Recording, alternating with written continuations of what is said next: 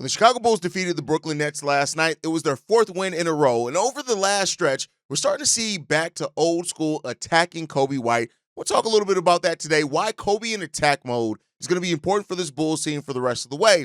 And despite the Bulls' 4-game winning streak, they got a big test coming up on their West Coast trip, and AK cannot allow this 4-game winning streak to fool them. We're going to talk about all that, plus Matas Buzelis hitting the rookie wall and more right after this. You are now tuned in to Chicago Bulls Central, your number one place for all Chicago Bulls news and content.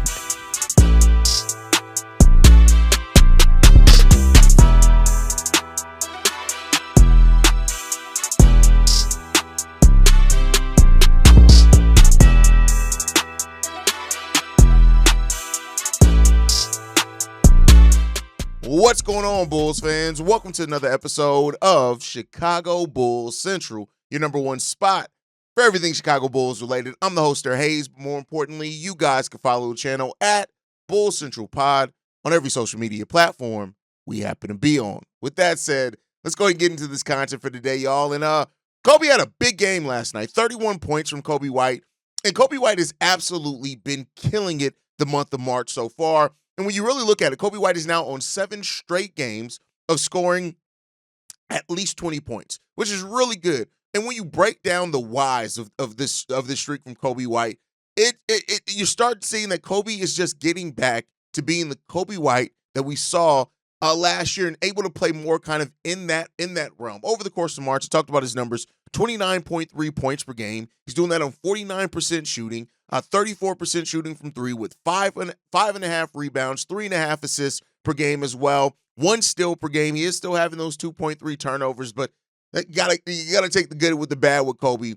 But one of the things that is really being the reason behind Coby White playing this improved way over the last 7 games, the same 7-game stretch in which he's scored over 20 points in each of those games.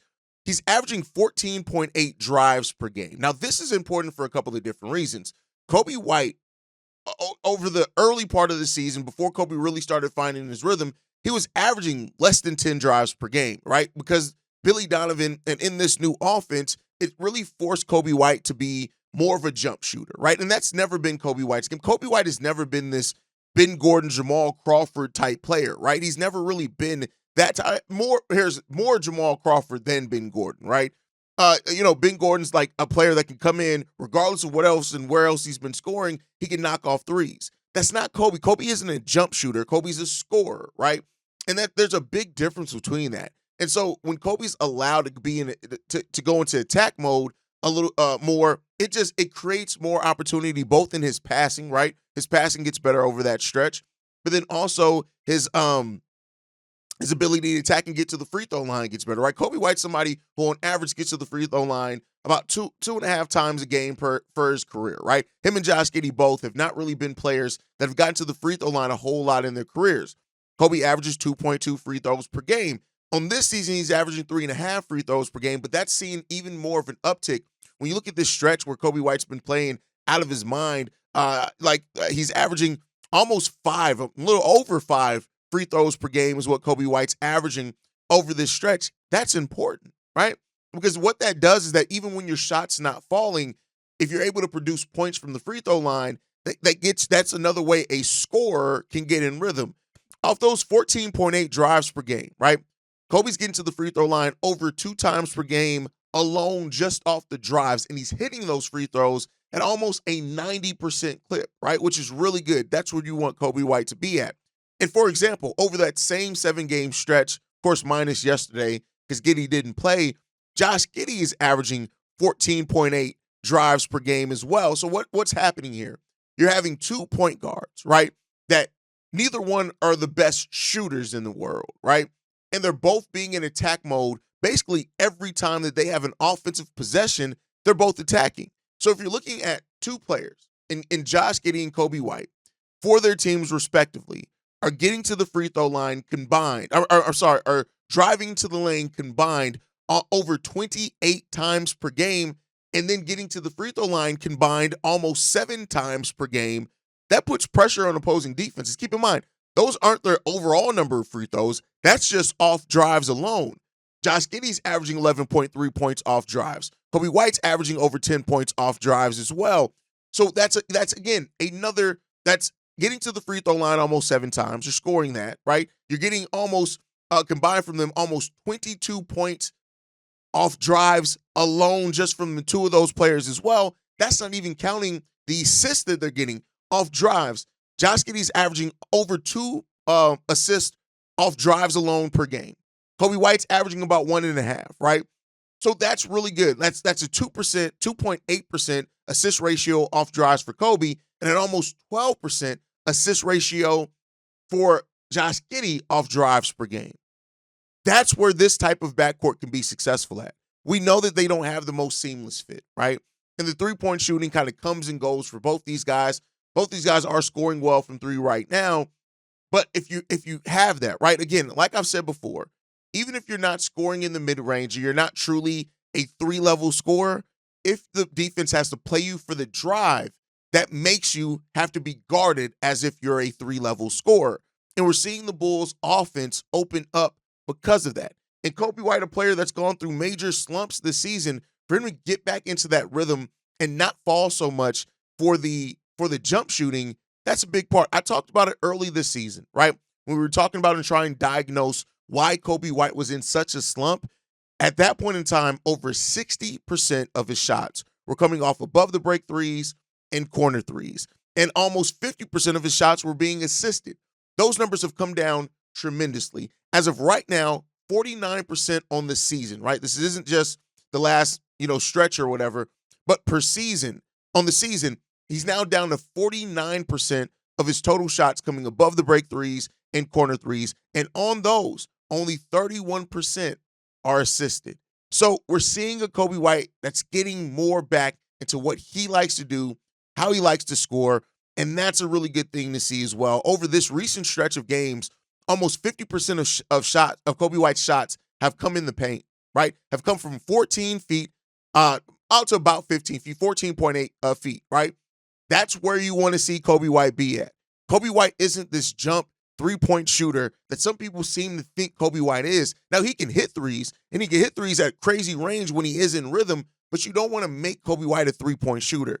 He's a guy that is a creator. He's a guy that he's an attack point guard that can shoot threes, because once he gets in a rhythm, Coby can do anything, right?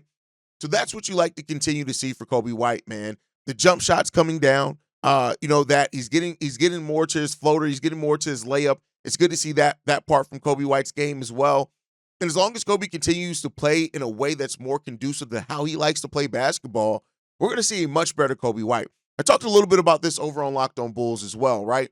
Coby White is one of those players that every season his role has changed, every single season. And he's never complained. He's found a way to be productive in just about every single one of those roles, right? And that's something that when you're talking to me about, people who want to see Coby White traded or think that we have to move Coby before giving him an extension. And again, kind of the blanket comparison now for any time you talk about a Bulls player getting an extension is they use Zach LaVine, not really in the proper context, like why his contract was so restricted for the Bulls. But when you look at a young player still in Coby White, Coby White, as far as adding to his game, he's going to refine some things over the course of the remaining part of his career, but you pretty much know who Coby White is.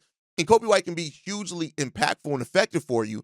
And I appreciate that. Not every player can adapt to being in a different situation every year, right? When you look at this season, right? Let's just look at how much change from the end of last season to this season, right? Coby White went from being the Bulls starting point guard with having the ball in his hands, even so much so that DeMar DeRozan deferred to him, right? So now you've gotten rid of DeMar. You brought back Zach LaVine, a player that Coby White, over his stretch last season when he was playing the best, Zach was out, right? And then not only that, you moved his role from point guard to shooting guard. And then you also changed him from having the ball in his hand primarily to you wanting to make him this off-ball jump shooter, right? And so that hugely changed. To this season, it's changed again even in this season now after the trade of Zach LaVine. You now are focused more on him and Josh Giddey kind of sharing that attack point guard role or guard role because Coby's still playing shooting guard. And he's adapted to that, right? That's not even to say the time period before that in the 2021-22 season where you wanted him to come off the bench and be this instant spark plug off the bench, which he's never been good at. and his shooting efficiency went all the way down. But at that point in time, Coby was doing more things off ball. His weak side defense grew at that point in time. Like, Coby's role has changed every single year. And while Coby is not a player that I say you can absolutely not trade Coby White, I think you got to make sure that if you do that, make sure you know what you're doing. Make sure you know what you're giving up in Coby White, because, listen, Coby is this the inconsistencies make it easier to lean towards moving a guy like Coby, but as he's coming out of those inconsistencies, right, if he ever becomes consistent, that's a dangerous player for you. And we got to see how that's going to happen. Again, the Bulls have a lot of data between now and next season to really kind of make that determination, and we'll see what the future does hold.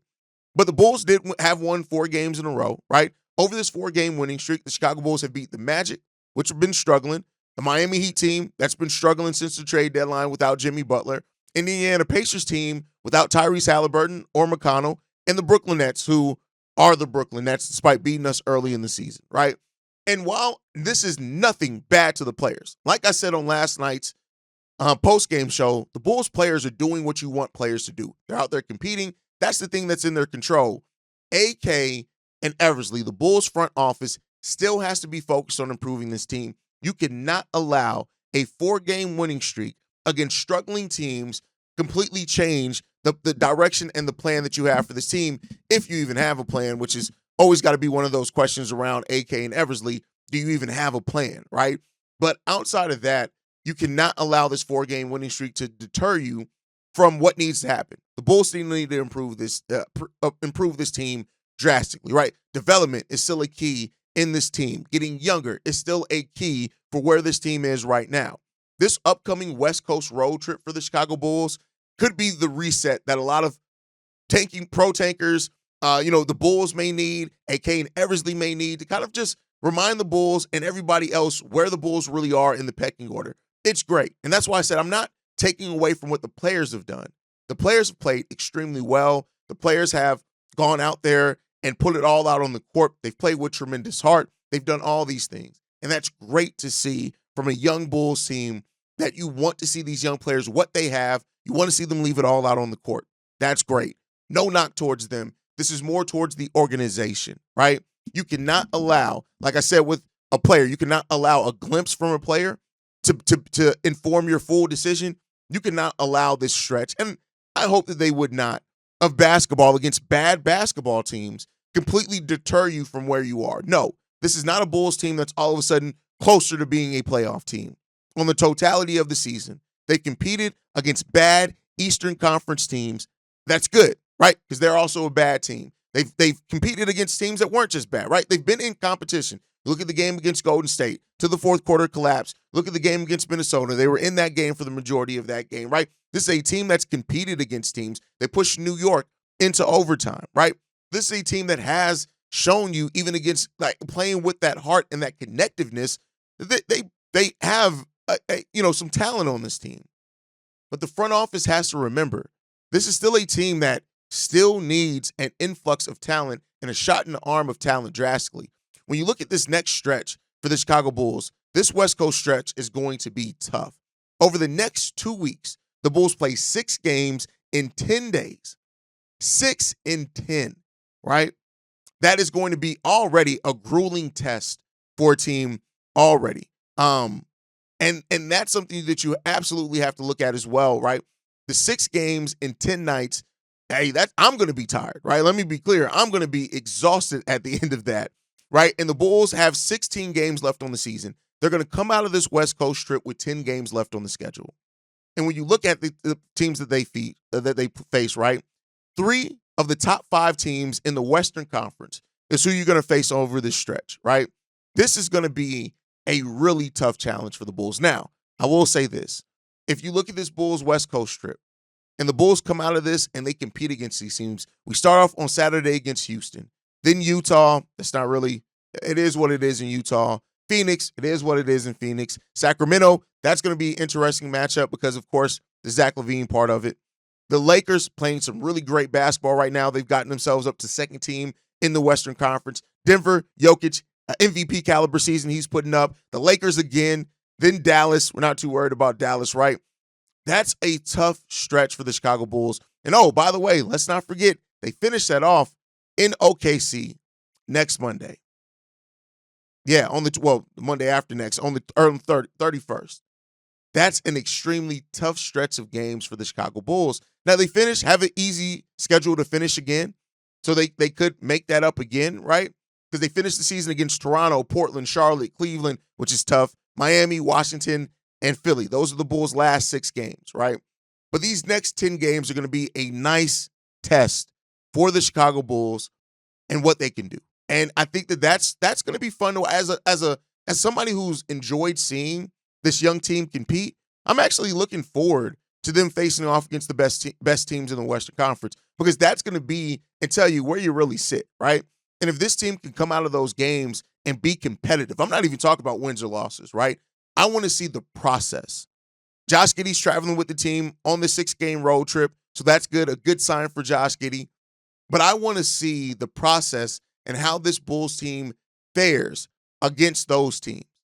Because I tell you what, if the Bulls even can be competitive in 3 out of 4 quarters against those teams, right? If they can put up a fight against those teams, that's a positive in my book. Because again, those are some of the best teams in the league that you're going to be facing, right? And so that's where you really want to know. And over these last 16 games, there's a lot still left to prove for a lot of players, right? Patrick Williams playing better in last night's game, give him credit. I already murdered Nikola Vucevic in his performance last night, so I'm not going to go into that a little bit too much more. But I think overall, like, just watching this team and the process that they go through, it's going to be fun to watch. It's going to be fun. Win, lose, or draw, right? I said it earlier in the season, and it's not going to change just because the Bulls are on a really good stretch. The season isn't just about wins or losses. The season is about the development. It's about the process. It's about what you go through and what you show and how we can look at that going into the offseason on what you can build upon. So this slash stretch is going to be really important. And for my pro tankers, right, it's going to be really important for those things as well, right?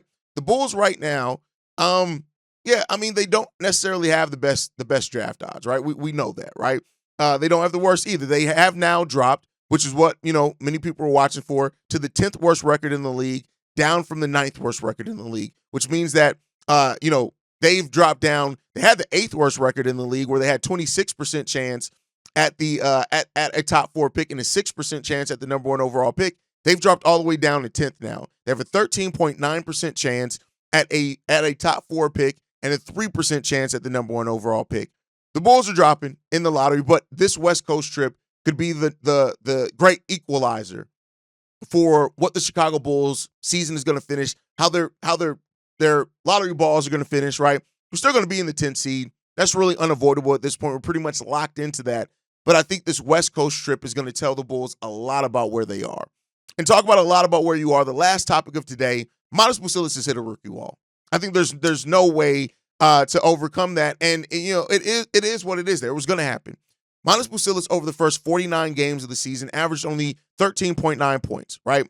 And then when you look at his last 14 games since becoming a starter, he's averaged 27.5 points per game, right? I mean, not points, I wish. 27.5 minutes per game, right? And you're starting to see that Matas Buzelis just isn't having the energy at times, right? When you look at the Bulls went over the Nets, there was a time period in transition where, halfway through the third quarter, when he went out, that Cam Thomas just blew by him. And Matas Buzelis has been able to use his length to not allow those blow-bys, and he just never got back in the game after that, right? He finished with 6 points, 3 rebounds, 1 assist, and, had a bad performance, right? He didn't play a lot of minutes at all. And Billy Donovan talked about that after the game. He said this. That's part of his development. Is he eating well? Is he hydrating well? Is he getting good sleep? You can maybe get away with that playing 10 minutes a game when you're all of a sudden start playing 26, 28, 30, 32 minutes a night on a regular basis. That's a toll it takes on your body. This is no slight to Matas Buzelis. All players hit a version of the rookie wall. Coby White hit a version of a wall last year with his workload being so high towards the end of that season. He talked about it, right? He talked about needing to get his conditioning right over last offseason to prepare for it this season, right? And that's just a thing that happens. When you go from playing the most games, the most minutes that you ever have in your basketball career, you're going to hit a wall. It happens, right? Now, some players hit that earlier because they do start early and they're playing heavy minutes earlier into their career. Some players have the luck of like a Stephon Castle coming off the bench now for that Spurs team. And, he may avoid the major rookie wall, right? But, it happens. And there's no slight to Matas Buzelis, but it's going to be a thing to watch over especially this West Coast trip. You're playing 6 games in 10 nights against some of the best competition in the game of basketball. We need Matas Buzelis to have the energy that he can, even if that ends up only being 15 minutes, 17 minutes, right? We need him to be able to play with energy in that time. But watch out for Matas and that rookie wall because it's come and it's fine. It was going to happen. Thank God that he is starting. And now he's going to know how to train, prepare his body in the offseason because, Matas, you're a day 1 starter next year. And you need to be prepared for those consistent 28, 30-minute nights. And that's just part of, like Billy Donovan said, that's part of his development. That's really all it is. We'll see how Matas Buzelis comes out on the other side of that. But that's my time for today, guys. Make sure you guys are following us at Bull Central Pod. You send us any feedback, questions, comments, concerns. BullCentralPod@gmail.com. Lastly, if you want to leave a text message and our voicemail for the mailbag, the number to do so, 773-270-2799. We're the number 1 spot for everything Chicago Bulls related, but that's thanks to you lovely and beautiful people. And like I like to end every episode on, go Bulls. Love you guys. See red if you can, y'all. Peace. This has been a presentation of the Break Media.